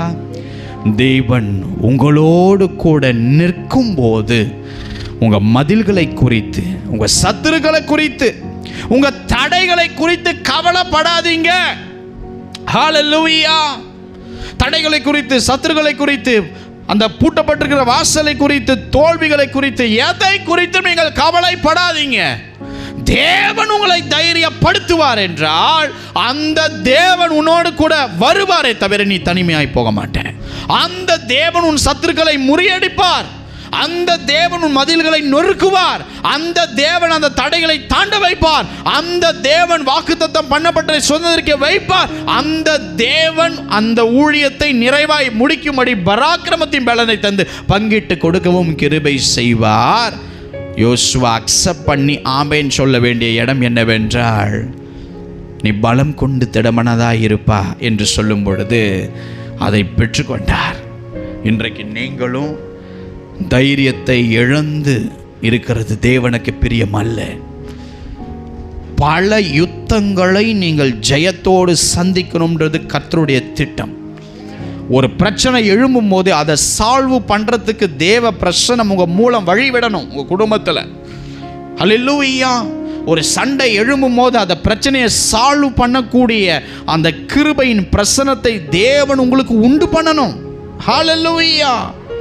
தேவன் பாருங்க அந்த தைரியத்தை எதிர்பார்க்கிறார். ஹல்லேலூயா! நீங்க பலம் கொண்டு தைரியமா இருங்க, பயப்படாமலும் கலங்காமலும் முதல்ல இருங்க. கர்த்தர் தமது பார்வைக்கு நலமானதை செய்வார். எத்தனை பேர் ஆமேன் சொல்ல விரும்புறீங்க? ஆமேன். ஹல்லேலூயா! எத்தனை பேர் இன்னைக்கு ஒரு முடிவு எடுக்கிறீங்க? கர்த்தர் அவர் பார்வைக்கு நலமானதை செய்வார். சத்துருக்கள் எழும்போதை பார்த்து நான் கூச்சலிட போகிறது அல்ல. என் வாழ்க்கையில் வரப்போகிற தடைகளை கண்டு நான் சோர்ந்து உட்கார போகிறது அல்ல. சாத்தான் எனக்கு கொண்டு வரப்போகிற அடைக்கப்பட்ட வாசலை குறித்து நான் முறுமுறுக்க போறது அல்ல. அத்தனையும் உடை தெரிய இன்றைக்கு என் இயேசு என்னை தைரியப்படுத்துகிறார். ஹல்லேலூயா! வேதாகமத்திலே ஒரு தெய்வ மனுஷன் வாழ்ந்தார். அந்த சிம்சோன். இவன் வாழ்க்கையில் சில பிடிக்காத காரியங்கள் அவருக்கே நடந்துச்சு. இந்த கோதுமை அறுக்கிற ஒரு நாட்கள் அன்றைக்கு விசேஷித்தமாய் கொண்டாடுவாங்க. அது ஒரு ஃபெஸ்டிவலாக கொண்டாடுவாங்க. அப்போது ஒரு சின்ன ஒரு மனஸ்தாபம் அந்த தேவ மனுஷன் சிம்சோனுக்கும் அவன் மனைவிக்கும் ஏற்பட்டது. அந்த சலசலப்பு, அந்த சண்டை, ஒரு மனஸ்தாபம் ஏற்படும் பொழுது இவர் என்ன பண்ணிட்டாருன்னா, அவருடைய மனைவியை அவங்களுடைய வீட்டிலேயே விட்டுட்டு இவர் தன்னுடைய தேசத்திற்கு திரும்பி வந்துட்டார். இப்போது இந்த கோதுமை அறுக்கிற இந்த நாள், இந்த ஃபெஸ்டிவல் வந்துச்சு. அப்போது சிம்சோன் என்னுடைய மனைவியை நான் பார்க்க போகிறேன் அப்படின்னு சொல்லி கையில் ஒரு வெள்ளாட்டு குட்டியை எடுத்துக்கிட்டு தம் மனைவியை பார்க்கும்படி சந்தோஷமாய் சில நாட்கள் கழித்து திம்னாத் என்கிற ஊருக்கு வருகிறார். ஏன்னா அந்த பெண் திம்னாத் ஊரிலே அவருக்கு அந்த இடத்துல திருமணம் நடைபெற்றது. பாருங்க, இவர் வீட்டுக்கு உள்ள வரும்போது இவங்க மாமனார் இந்த சிம்சோனை உள்ள வருவதற்கு விடவில்லை. என்ன மாமா தடை பண்ணுறீங்க, தடுக்கிறீங்க அப்படின்னும் பொழுது அவங்க மாமனார் சொன்னார், சிம்சோன், நீ முற்றிலும் அவளை வெறுத்துட்டேன்னு நினச்சி உன்னுடைய சிநேகிதனுக்கு என் பொண்ணை நான் திருமணம் செய்து கொடுத்து விட்டேன். அல்லேலூயா. ஆங்கில வேதாகமத்திலே அவர்கள் திருமணத்தை குறித்து அழகாக டிஸ்கிரைப் பண்ணியிருக்கும். தமிழ் வேதாகமத்திலே மொழிபெயர்ப்பிலே அவ்வண்ணமாக இருக்காது, பெண் ஜாதியினர் அப்படின்னு மட்டும் இருக்கும். அப்போது உன் தோழனுக்கு என்னுடைய பொண்ணை நான் கொடுத்துட்டேன் அப்படின்னும் போது அந்த வெள்ளாட்டுக்குட்டியை அப்படியே கீழே போட்டுட்டு அவரால் இந்த ஒரு விஷயத்தை தாங்க முடியலை. ஒரு பெரிய ஒரு அதிர்ச்சியை அவரால் தாங்க முடியலை. அப்போ என்ன பண்ணார் அப்படின்னா, நேராக போனார், 300 நரிகளை பிடிச்சார், 2 வாளா சேர்த்தார், 2 வாளுக்கு நடுவில் ஒரு பந்தத்தை கொளுத்தினார், கொண்டு போய் பெலிஸ்தனுடைய திராட்சை தோட்டங்களுக்குள்ள விட்டார், தோப்புகளுக்குள்ள விட்டார். கதிர் கட்டுகள் நல்லா அந்த டைமில் ஃபெஸ்டிவல் கொண்டாடுற டைமில் கொண்டு போய் நரிகளை விட்டார். அது ஓட ஓட அதில் இருக்கிற அந்த பந்தத்தில் இருந்த நெருப்பு பட்டு பட்டு விளைச்சல் எல்லாத்தையும் கருகி சாகடிக்க பண்ணினது. ஏனென்றால் அவர் வாழ்க்கையில் நடந்த இந்த இழப்பை அவரால் சகித்து கொள்ள முடியவில்லை. அப்போ இந்த பெலிஸ்தர் கேட்குறாங்க, யார் இந்த காரியத்தை செய்தது அப்படின்னும் போது சிம்சோன் இதை செய்தான் என்று அறிவித்தார்கள். ஏன், எதுக்காக இவன் இப்படி பண்ணா? ஏன்னா அவனுடைய தோழனும் அந்த பெலிஸ்தர் தேசத்தை சார்ந்தவன். அவன் என்னுடைய மனைவியை மறுமணை பண்ணிட்டு அவன் போயிட்டானே அப்படின்ட்டு போகும்போது அதனால் கொளுத்திட்டான்னு சொல்லும் போது இந்த பெலிஸ்தியர்கள் என்ன பண்ணுறாங்கன்னா, நேராக வீட்டுக்கு வந்து அவருடைய மனைவியையும் அவளுடைய தகப்பனாரையும் நெருப்பினாலே சுட்டெரித்து கொளுத்தி சாவடிச்சாங்க. அப்போது சிம்சோனுக்கு அடுத்து இதையும் தாங்க முடியவில்லை. என் மனைவியை சுட்டெரித்து என்னுடைய மாமனாரை சுட்டெரித்து போட்ட இவனுங்களை நான் விடமாட்டேன் அப்படின்ட்டு திரும்ப போய் தன்னுடைய முழு பலத்தையும் சண்டையிலே போட்டு அவங்க எல்லாரையும் கொன்று குவித்து விட்டார். இப்போது இதை கேட்ட மீதி போர் வீரர்களாகிய பெலிஸ்தியர்களுக்கு இதை தாங்க முடியலை. யாரா இதை பண்ணது அப்படின்ட்டு இந்த சிம்சோனுக்கு விரோதமாய் பெலிஸ்தியர் தேசமே எழும்பும் பொழுது இந்த சிம்சோன் யூதா தேசத்தின் ஒரு கண்மலையிலே போய் பதுங்கி தங்கினார். அவருக்கு நடந்த இந்த இழப்புகளை அவரால் சகிக்க முடியலை, தாங்க முடியலை. ஆமென். பாருங்க, நான் இதை சொல்லும் பொழுது இதில் காரியங்கள் உங்கள் வாழ்க்கையில் இப்போ நடந்து கொண்டிருக்கு, அதை ஒப்பிட்டு பார்த்து கொள்ளுங்க, நேரம் இல்லாதபடியினால். அப்போ கண்மலைக்கு கீழே போயிட்டு யூதா தேசத்தில் போய் சிம்சோன் உட்கார்ந்து இருக்கும் போது இந்த பெலிஸ்தியர்களுடைய பெரிய படை யூதா தேசத்துக்குள்ள குடி வருது. குடி வந்தோடனே யூதா தேச மக்கள் வீரர்கள் ஐயோ, ஏன்னா அந்த டைம் இந்த பெலிஸ்தியர்கள் தான் யூதா தேசத்தையும் ஆண்டவர்கள். எதனால ஆளுமை பெலிஸ்தர் கரத்தில் இருந்ததுனால யூதா தேசம் ஒரு மனுஷனால பாதிக்கப்பட போகுது அப்படிங்கிற ஒரு செய்தி யூதா ஜனங்களுக்குள் போகும்போது இந்த யூதா ஜனங்களால் இதை சகிக்க முடியல. ஏன், எதுக்காக இப்படி என் தேசத்துக்குள்ள வந்திருக்கீங்க பெலிஸ்தரே என்று விசாரிக்கும் போது பெலிஸ்தியர்கள் சொன்னாங்க, அவன் என்ன செய்தானோ அந்த சிம்சோனுக்கு நாங்கள் திரும்ப செய்ய வேணும், அதுக்காக தான் உன் தேசத்துக்குள்ள நாங்கள் வந்திருக்கோம்னு சொல்லும் பொழுது இந்த யூதா ஜனங்கள் சிம்சோனை பார்க்கும்படி கண்மலையில் தங்கியிருந்த அவர் இடத்தில் போனாங்க. போகும்போது வெறுமையாய் போகவில்லை. யூதா ஜனங்களின் 3000 பேர் போர் வீரர்கள் சிம்சோனை சந்திக்கும்படி போனார்கள். போகும்போது சிம்சோன், என்ன இங்கே வந்திருக்கீங்க அப்படின்னும் போது 3000 பேரும் தலை தாழ்த்தி, ஏன்னா சிம்சோனை நேசித்தாங்க அவங்க. சிம்சோன், நீ என்னடானா அப்படி அங்கே பண்ணி வச்சுட்ட, அவனுங்க என்னன்னா இப்படி பண்ணி வச்சுட்டானுங்க, இப்போ எங்கள் தேசத்துக்குள்ளே சேர்ந்து எங்களை சேதப்படுத்த உன் ஒருத்தனால நாங்கள் அழியணுமா?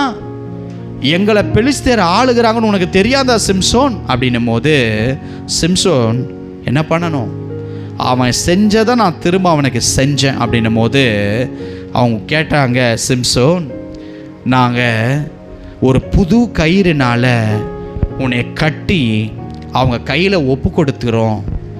அப்போ சிம்சோன் கேட்டார் அந்த 3000 பேரை பார்த்து, நீங்கள் என்ன கொல்ல மாட்டீங்கன்னா ப்ராமிஸ் பண்ணுங்க, நீங்கள் புது கயிறுனால என்னை கட்டி அந்த பெலிஸ்தியர் கையில் ஒப்பு கொடுக்கறதுக்கு நான் ஒப்பு கொடுக்குறேன், எனக்கு ப்ராமிஸ் பண்ணுங்க அப்படின்னும் போது அந்த யூதா ஜனங்கள் போர் வீரர்கள், நான் உங்களை கயிறுனால கட்டுவோமே தவிர சிம்சோன் உங்களை நான் கொல்ல மாட்டோம், நாங்கள் உயிருடன் கட்டி பெலிஸ்தர் கையில் ஒப்பு கொடுக்கிறோம், அதைத்தான் செய்வோம் என்று சொல்லி அவர்கள் சொன்னாங்க. உடனே 2 புது கயிறை கொண்டு வந்து அவிழ்க்க முடியாத கட்டுகளால் சிம்சோனை கட்டி கொண்டு போய் பெலிஸ்தியர் கரத்தில் கொடுத்த பொழுது அந்த பெலிஸ்தியர் சந்தோஷமாய் யூதா தேசத்தை விட்டு அவனுடைய தேசத்திற்கு, நம்முடைய சத்துரு நம்ம கையில் வந்துட்டானே, நமக்கு இவ்வளவு தொல்லை பண்ணவே நம்ம கையில் வந்துட்டானேன்னு சொல்லி சந்தோஷமாய் ஆர்ப்பரித்தார்கள். ஏண்டா,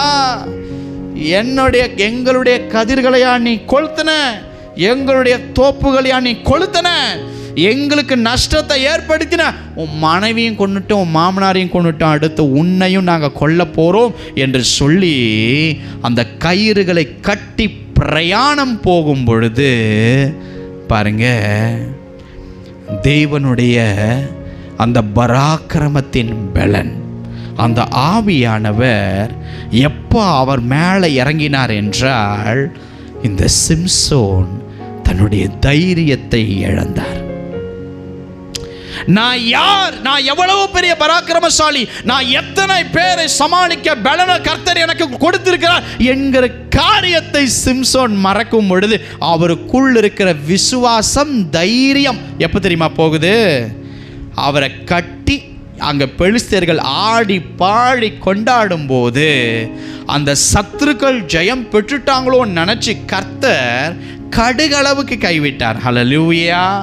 ஆனால் சிம்சோனுடைய தைரியம் இழந்தார். ஆனால் எப்போ தைரியம் தம் பிள்ளைகள் இழக்கிறார்களோ உடனே தேவாவி கடந்து வருவார்.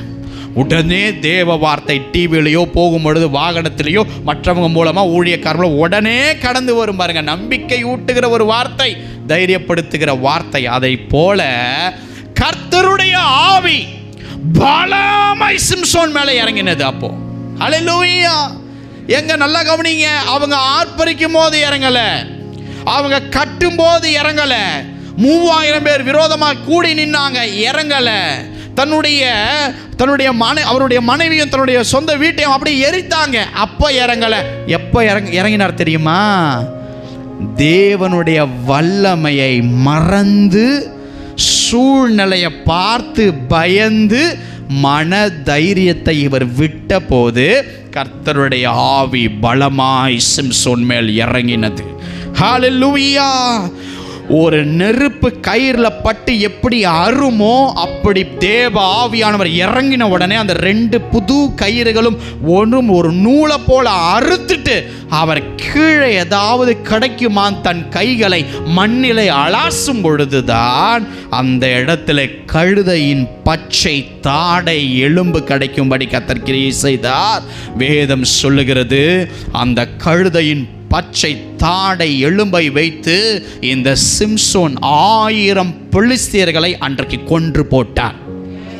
அங்க கொன்று போட்டு அந்த ஜனங்கள் அப்படியே ஒருத்தர் மேலே அவர் தூக்கி போட்டு ஒரு மவுண்டைன் மாதிரி, ஒரு மலை மாதிரி அவனுக்கு சரீரத்தை போட்டு அதுக்கு பெயர் கொடுத்தார். இந்த இடத்தின் பெயர்தான் ராமாத் லேஹி என்கிற பெயரை இந்த சிம்சோன் இந்த சத்துருக்களை முறியடித்து அந்த மன தைரியத்தை கொடுத்து, என்னை கர்த்தர் நடத்துவார், என் கூட இருக்கிறார், என் சத்துரு களி கூர்ந்தாலும் என் முடிவு அவன் கையில் இல்லை என்பதை அறிந்து ராமாத் லேஹி என்கிற பெயரை அந்த சிம்சோன் அந்த இடத்திற்கு கொடுத்து சத்துருக்களை வீழ்த்தி போட்டார். ஆமென். நான் கேட்டேன், ஆண்டவரே இது என்னத்துக்கு ஆண்டவரே, இதையே இவ்வளோ டிஸ்கிரைப் பண்ணுறீங்க அப்படின்னு நான் கர்த்தர்கிட்ட கேட்கும்போது, இந்த காரியங்கள் தான் உங்கள் வாழ்க்கையில் நடக்க போகிறதே என்னோடு பேசினார். இன்றைக்கு சத்ரு பெருகி இருக்கிறதுனால சிம்சோனை போல ஒருவேளை நீங்கள் கவலையாக இருக்கலாம். அவனுடைய சிநேகிதன் அவருக்கு துரோகம் செய்ததை போல இன்றைக்கு உங்கள் வாழ்க்கையில் பல துரோகங்கள் காணப்படலாம். பெலிஸ்தியர்கள் அவருடைய மனைவியும் மாமனாரையும் கொன்னதை போல அந்த சத்துருக்கள் உன் குடும்பத்தின் சந்தோஷத்தின் நிலையை அதை சுட்டெரித்து போடும்படி பிரயாசப்படட்டும். கர்த்தர் சொல்றாரு, கவலைப்படாத. அந்த யூதா மக்கள் 3000 பேர் கூடி நின்னாங்களா, அந்த போல உன்னை நேசிக்கிறவர்களே, உன் கூட இருக்கிறவர்களே சத்துருவாய் மாறினார்களே, அதை குறித்து கவலைப்படாத. நீ கட்டப்பட்டுட்டேன்னு சொல்லி அந்த பெலிஸ்தியர் ஆர்ப்பரித்தார்களே, உன் நிலை இன்னும் மாறல, உன் தேவன் உனக்கு ஒன்றும் செய்யலன்னு ஆர்ப்பரித்து கிண்டல் செய்திருக்கிற ஜனங்களுக்கு முன்பதாக கர்த்தர் உன்னை பார்த்து இந்த ஆராதனையில் சொல்லுகிறார், பயப்படாதே, திடமனதாயிரு, நான் உன்னோடு கூட இருக்கிறேன். ஹல்லேலூயா. 3000 பேர் கூட நின்னவங்க சிரிக்கட்டும், சொந்த குடும்பம் சுட்டெரிக்கப்படட்டும், சத்துருக்கள் எழும்பட்டும், உன்னுடைய நன்மைகளை கெடுக்கட்டும், உன்னை மலைக்கு அடியில் போய் உட்கார வைத்து காரியத்தை செயல்படுத்தி உன்னுடைய அந்த தைரியத்தை இழக்க வைக்கட்டும். நீ மாட்டிக்கிட்ட, உன் நிலைமை முடிஞ்சது, நீ கர்த்தரை தேடி ஒரு புண்ணாக்கும் வாழ்க்கையில் அசையாது நடக்காதுன்னு சொல்லி ஆர்ப்பரித்த அந்த ஜனங்களுக்கு முன்பதாக தேவ ஆவி பலமாய் இறங்கி தைரியத்தை கொடுத்து, ஒன்றும் இல்லைப்பா, ஈட்டி தேவையில்ல, பட்டயம் தேவையில்லப்பா, உனக்கு அந்த தாடை எலும்பு போதும்பா, கழுதினுடைய பச்சை தாடை எலும்புன்னு சொல்லி அதை கிடைக்க வைத்தாரே, அந்த தைரியத்தை உங்களுக்கு கொடுத்து இன்னைக்கு சத்துருக்களை நீ முறியடிப்பதற்காகத்தான் தேவன் உன்னை தெரிந்து கொண்டார். ஹல்லேலூயா, ஹல்லேலூயா. கர்த்தருடைய ஆவி பலமாய் இன்னைக்கு உங்க மேல இறங்கும். இனி சத்துருக்களை கண்டு நீங்க பயப்படக்கூடாது, போராட்டங்களை கண்டு நீ பயப்படக்கூடாது, எதிரிகளை கண்டு பயப்படக்கூடாது, பேச்சுகளை கண்டு பயப்படக்கூடாது. உனக்குள்ள பலமுள்ள ஆவி ஒருத்தர் இருக்கும் பொழுது சாதாரண ஒரு எலும்பை வைத்து, ஒன்றுக்கும் உதவாத ஒண்ணுத்தை வைத்து, உன்னுடைய ஜபத்தை வைத்து, உன்னுடைய விசுவாசத்தை வைத்து 1000 சத்துருக்களை கர்த்தர் கருக்கி போட அவர் வல்லமையுடைய தேவன். அந்த கழுதையின் பச்சை தாடை எலும்பின் அடையாளம் தான் தேவன் கொடுக்கிற விசுவாச பலத்தின் தைரியம். எத்தனை பேர் ஆமென் சொல்றீங்க? கரத்தை பரலோகத்துக்கு மேலே உயர்த்துங்க பார்க்கலாம். என் கையில் ஒன்று இல்லைனாலும் பரவாயில்ல, சொல்லுங்க பார்க்கலாம். என் கையில் ஒன்று இல்லைனாலும் பரவாயில்ல, என் சத்ரு என்னை பார்த்து சிரித்தாலும் பரவாயில்லை, எனக்குரியதை நஷ்டம் பண்ணினாலும் பரவாயில்லை, என் குடும்பத்தை சீரறுக்க எழும்பினாலும் பரவாயில்லை, எதை சுட்டெரித்தாலும் பரவாயில்லை, நான் இந்த ஆராதனையில் விசுவாச பலத்தின் தைரியத்தை கேட்கிறபடியினால், பரிசுத்த ஆவி பலமாய மேலே இறங்குகிறபடியினால், நான் சத்துருக்களை முறியடிக்க நான் ஒப்பு கொடுக்கப்பட்டேனே தவிர அவன் கையிலே தேவன் என்னை ஒப்பு கொடுக்கவில்லை. ஹல்லேலூயா. அவன் ஆர்ப்பரிக்கட்டும், ஆனால் அந்த ஆர்ப்பரிப்பை நீதான் சுதந்திரித்து சந்தோஷமா இருப்பே தவிர சத்துருக்களின் கையிலே உன்னை கர்த்தர் ஒப்பு கொடுக்க விடவே மாட்டார். எத்தனை பேர் ஆமென் சொல்றீங்க? அவன் சொல்லட்டுமா, கர்த்தர் தமது பார்வைக்கு நலமானதை செய்யும் தகப்பன். அவங்க ஆர்ப்பரிச்சது மேபி இவருக்கு பிடிக்காம இருந்திருக்கும். இவருக்கு விரோதமாக எழும்பினது பிடிக்காம இருக்கட்டும். கூட இருந்த தோழனே குழியா பறித்து தான் மனைவியை கொண்டு போயிட்டான். எல்லாம் நடக்கட்டுங்க. ஆனால் கர்த்தர் அவர் பார்வைக்கு நலமானதை செய்வார். அதனால தான் அவங்க அப்பா முன்னாடி அவங்க அம்மா முன்னாடி சொல்ல, என்னப்பா நீ நம்ம தேசத்தில் எடுக்காம திம்னாத் ஊரில் போய் எடுக்கிறேன். ஆமென். அவர் பார்வைக்கு நல்லதுன்னு பார்த்தார். இவர் அவருடைய பார்வைக்கு என் பையனுக்கு இதுதான் நல்லதுன்னு பார்த்தார். அல்லேலூயா. எத்தனை பேர் ஆமென் சொல்றீங்க? கர்த்தர் உங்களை சத்துருவின் கையிலே ஒப்பு கொடுக்க அழைக்கல. குடும்பத்தை குறித்து இழிவா பேசட்டும், அற்பமா பேசட்டும், கடவுளுக்குள்ள வந்து அவன் நொறுங்கிட்டான் அப்படியே சிரிக்கட்டும். அவன் இழந்துட்டான், அவள் இழந்துட்டான், அவள் நிற்கதையா நிற்கிறா, அவளுக்கு ஒன்றும் இல்லை, எல்லாம் சொல்லட்டும். ஆண்டவர் நம்மளோடு கூட இருக்கிறார். அவர் பார்வைக்கு நலமானது தான் செய்து கொண்டிருக்கிறார். முடிவில் அது விளங்கும். எத்தனை பேர் ஆமென் சொல்ல விரும்புகிறீங்க? கடைசி வசனமாக, நேரமில்லை, 1 நாளாகமம் அதே வசனம் தான். 1 நாளாகமம் 19 13 வாசித்தோம். இப்போ 12 வாசிக்க போகிறோம். அவ்வளோதான். 1 நாளாகமம் 19 12. என்னை பார்க்கிலும் சீரியர் பலம் கொண்டால் நீர் எனக்கு துணை நில். உன்னை பார்க்கிலும் அம்மோன் புத்திரர் பலம் கொண்டால் நான் உனக்கு துணை நிற்பேன். வேதாகமத்தை கீழே வைத்துக் கொள்ளுங்க. நமக்கு நேரம் இல்லை, நாம் முடிக்க போகிறோம். எல்லாம் பைபிளை கீழே வைங்க. ஒரே வசனம் தான், அது அவ்வளோதான். பார்த்துக்கோங்க, நல்லா கவனிங்க. ஒரு போர் வீரன் ஒருத்தர் இருந்தார். அவருடைய வாயில் இருந்து வந்த ஒரு வார்த்தையினால் தாவீதுக்கு கர்த்தர் எப்படிப்பட்ட ஒரு ஜெயத்தை கொடுத்தார் என்பதை தேவன் பேசி முடிக்கும்படி என்னோடு பேசினார். நல்லா கவனிங்க. அம்மோன் புத்திரர்ல நாகாஸ் என்கிற ஒரு ராஜா ஒருத்தன் வாழ்ந்தார். நல்லா கவனிங்க. அம்மோன் புத்திரர் தேசத்தில் நாகாஸ் என்கிற ஒரு ராஜா வாழ்ந்தார். அந்த ராஜா மரித்து போகிற ஒரு சூழ்நிலை வந்தது. அப்போ அந்த நாகாசுக்கு ஒரு மகன் இருந்தான். அடுத்தபடியினால் இந்த மகன், அவர் பெயர் ஆனூன் என்கிற ஒரு பெயர். இந்த ஆனூன் நாகாசுருடைய இடத்திற்கு ராஜாவாய் அம்மோன் புத்திரன் மத்தியிலே சிங்காசனத்திலே உக்காந்தார். இப்போ தாவீதுக்கு ஒரு செய்தி போகிறது. இந்த நாகாஸ் இறந்து போன செய்தி தாவீது ஐயாவுக்கு காதுக்கு வருது. இப்போ யாராவது நமக்கு கூட ரொம்ப நமக்கு ஃபிட்டாக நம்ம கஷ்டப்படும் போது நடக்கும்போது ஒருத்தர் வீட்டில் இழப்பு வந்துருச்சுன்னா நீங்கள் போய் விசாரிப்பீங்க பார்த்தீங்களா? அந்த மாதிரி தாவீதுக்கு இந்த நாகாஸ் இப்படி இறந்து போயிட்டார். ஏன்னா நாகாஸ் உயிரோடு இருக்கும் பொழுது தாவீதுக்கு பல முறை தயவு பாராட்டி இருக்கிறார். ஹல்லேலூயா. தாவீதின் மேல பல முறை இந்த நாகாஸ் இரக்கம் உள்ளவர்களாய் இருந்தார். அதனால ஐயோ, இந்த நாகாஸ் உயிரோடு இருக்கும்போது எனக்கு எவ்வளவு தயவு பாராட்டினா, அவர் இறந்து போயிட்டாரு, நாம விசாரிக்காம இருக்கலாமா அப்படின்னு சொல்லிட்டு தாவீது தன்னுடைய ஊழியக்காரர்களை என்ன பண்றாருன்னா, அம்மோன் புத்திரர் இருந்த அந்த தேசத்துக்கு போய் அந்த நாகாசுடைய இறப்பை குறித்து விசாரிச்சுட்டு அவங்கள தைரியப்படுத்திட்டு அவங்கள ஆறுதல் படுத்திட்டு நீங்க வாங்கன்னு சொல்லி தம்முடைய ஊழியக்காரனை அனுப்புகிறார். ஆமென். இப்போ அந்த நாகாசுக்கு ஒரு பையன் இருந்தான். அவன் பெயர் ஆனூன். அந்த ஆனூன் ஒரு முரடன். அவன் என்ன பண்ணான் தெரியுமா? இந்த மாதிரி தன்னுடைய தகப்பனுக்காக ஆறுதல் சொல்ல வந்த இந்த தாவீதின் ஊழியக்காரர்களை அவன் இருதயத்தில் அவமதித்தான். என கண்பானவர்களே, நல்லா கவனிங்க.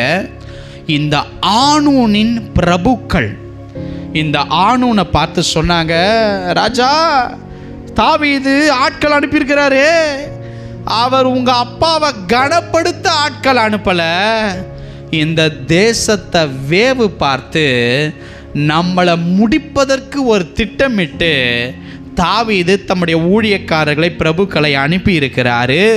எனவே நீங்க உஷாரா இருங்க. இந்த தாவீது வேவு பார்ப்பதற்காக ஆட்களை அனுப்பி இருக்கிறாங்க என்கிற நடக்காத ஒரு செய்தியை, பொய் செய்தியை இந்த ஆனூனுக்கு அந்த ஆனூனின் பிரபுக்கள் உட்காந்து அட்வைஸ் பண்ணி சொல்லிட்டாங்க.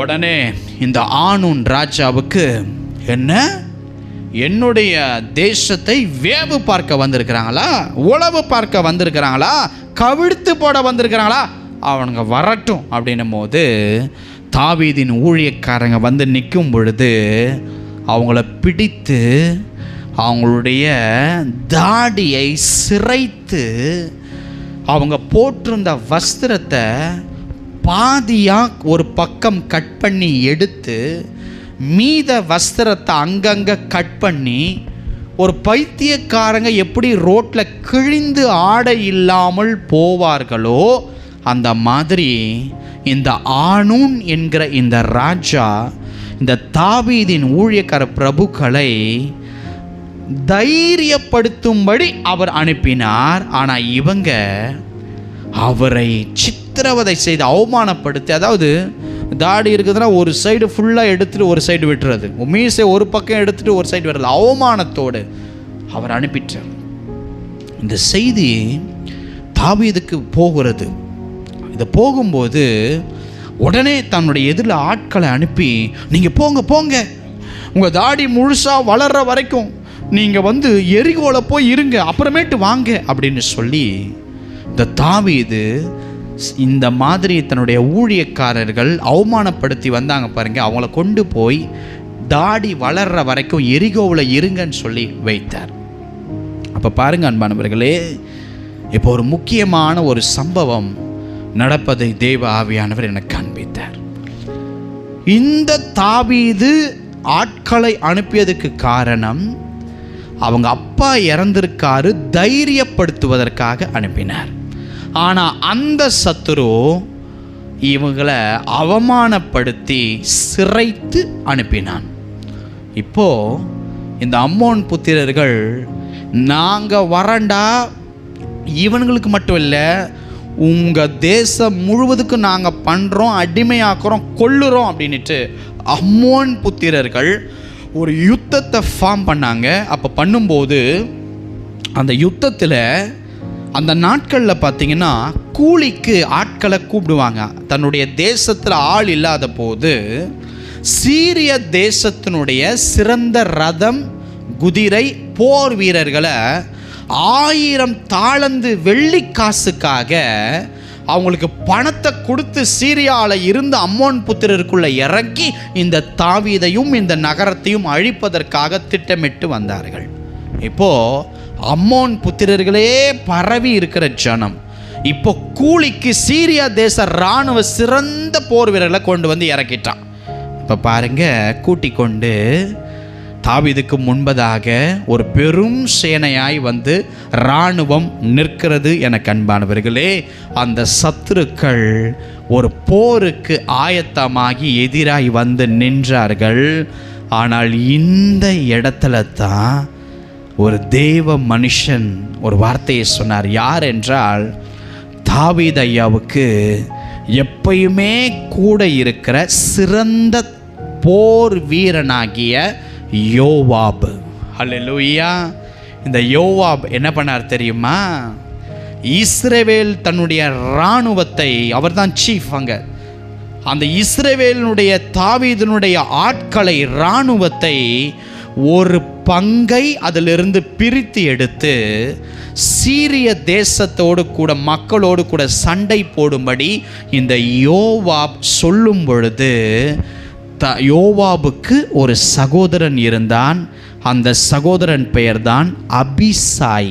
நல்ல கவனிங்க அன்பானவர்களே, இந்த யோவாப் தன்னுடைய இராணுவத்தினுடைய ஒரு பங்கை எடுத்து அப்படி வச்சுட்டு தன் சகோதரனாகிய அபிசாயை பார்த்து ஒரு வார்த்தை சொன்னார். சகோதரா, இந்த சீரியரோட நான் யுத்தம் பண்ணுறேன், நீ அம்மோன் புத்திரர்களோடு கூட நீ யுத்தம் பண்ணு.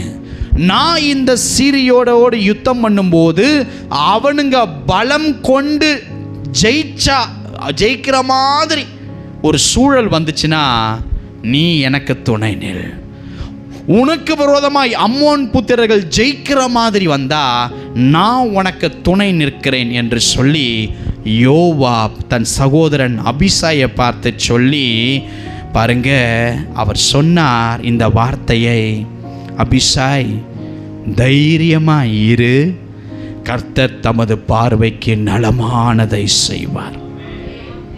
ஆமென்.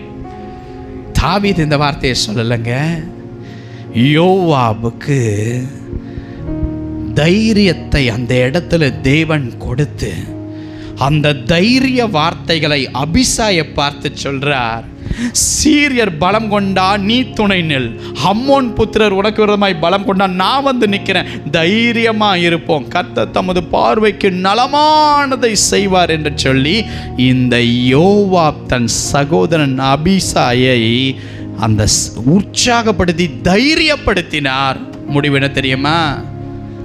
அம்மோன் புத்திரர்களுடைய கதை முடிந்தது. அவங்க கூட்டிட்டு வந்த சீரியர்களுடைய கதையும் முடிந்தது.